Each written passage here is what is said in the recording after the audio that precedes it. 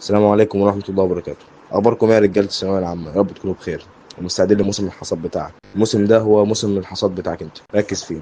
سمعت إنك أنت جلجان يعني. طب تعالى أقول لك كده، عايزك في موضوع مهم جدا زي أهلنا في جدة. صديقي، هحكي لك قصة على السريع. أنا واحد مش هقول لك مقطع الكتاب عادي، لا.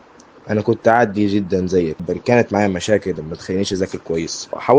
وحاولت، بس مش هقول لك كل الظروف كانت بتقول لي إن أكسب المواد، وانا ما رضيتش الصراحه. شفتها انها هضيع سنه من عمري واعيش نفس الليله من تاني، يعني عايش نفس حوار ان انا عايز ثانويه عامه على جزئيتين.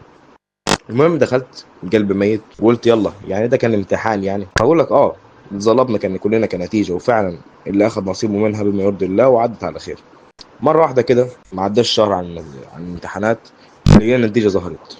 جبت كام يا احمد؟ جبت 85 ونص، يعني 238 من 410 اعتقد. يعني ما شلتش مواد وعديت صافي. والله الحمد لله. بس في حاجه راحت مني، وهي الحلم.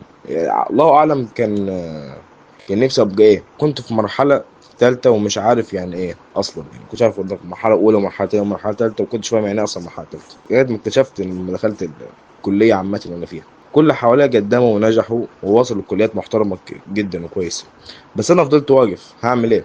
اصل بجد يعني انا مش عارف هعمل ايه. قلت اقدم اي حاجه. جه حظي على معهد فن صناعي، كانت حقبة زمنية لا أتمناها لأحد. والله ترم كامل حاولت فيه وما كانش فيه فايدة، ولما شفت النتيجة قلت المكان ده مش مكاني. وفعلا بدأت بالتأهيل الجسدي والنفسي لنقل المرحلة من واحد وزنه حوالي 120 كيلو من شهر 3 لشهر 8، لغاية ما وصلت لتقديمات الكلية التربية الرياضية اللي كان نفسي فيها من زمان. بس الوزن في الأول لما كنت في ثانوية عامة ما كانش مساعد، ومشاكل أخرى يعني. المهم إن أنا وأنا بختبر الوزن لقيته 85 كيلو، يعني قمة الإنجاز والحلاوة والله يا شباب. المهم ما صدقتش نفسي إني خسيت فعلا وإني اتقبلت في المرحلة.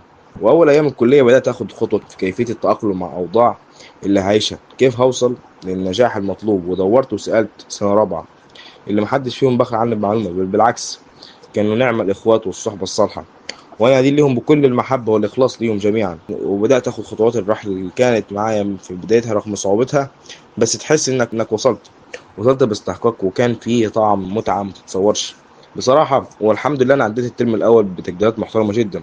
حسيت بجد إني تعبت وإني حاولت، وإن السعي الجليل اللي أنا قدمته في المشاكل اللي كانت بتحصل أيام الثانوية العامة وأيام المعهد والكلية لقيته بعد فضل الله عليا كان موجود وأخدته. يا شباب والله أنا بقول لكم كده عشان لحظة إدراك إن أغلبيتهم بيأس.